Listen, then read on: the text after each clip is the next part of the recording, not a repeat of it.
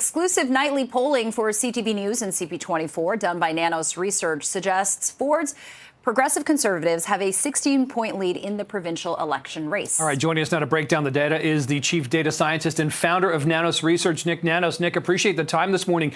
These numbers here suggest that Doug Ford and the PCs really picked the time right to go to the polls. What are you seeing in terms of that lead? And it almost looks like it's grown from where they were when Parliament was dissolved. Yeah, absolutely. Actually, the CP24 CTV Nanos tracking suggests, the conservatives, the progressive conservatives, not only have a comfortable lead. Actually, the conservatives and liberal support is up. NDP is down compared to the last election. So I think that's one of the key takeaways.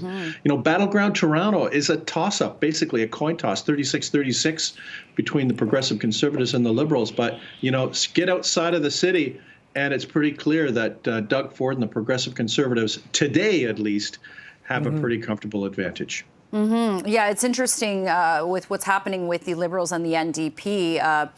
Obviously, the NDP went down and then the Liberals have gone up during this time compared to 2022. But Nik, it's also interesting that the PCs lead in every region except in Toronto, where it is kind of neck and neck between the PCs and the Liberals.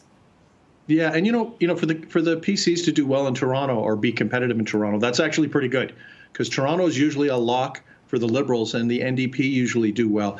Toronto's the best region for the New Democrats right now in the nightly tracking that we do. But, for the New Democrats to get back in the game, they have to improve their numbers in Toronto and in other regions of the province. The other thing that's interesting, I don't know if you had a chance to look at the demographic breakdown on the ballot. Wow, what a difference. When you look at male voters, much more likely to prefer Doug Ford and the progressive conservatives, like 54-24, but within the margin of error on women. So you know what? Women also very competitive between the progressive conservatives and the liberals. Nik, you've been following these numbers and, of course, these parties, for years. How out then are these numbers, especially that gender breakdown you just described?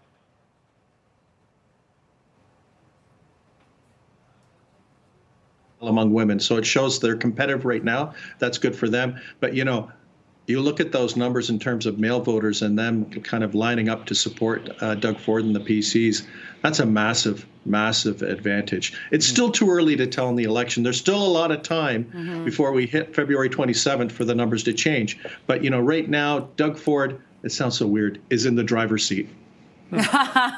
Yeah, he certainly is. When you look at this poll, it's obviously done continuously. Do you think that there's going to be much change as we edge closer to Election Day?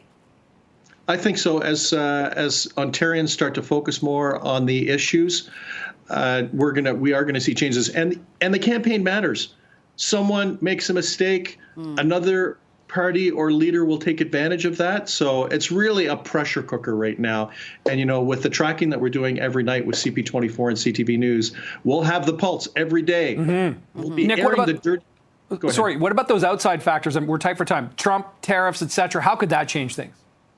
Well, the thing is that Canadians are very focused on Trump and tariffs and the implications for the Ontario election. But, the thing is what we do know is people in Ontario are still worried about the economy. They're still worried about healthcare. They're still worried about education. So Trump will be part of the backdrop.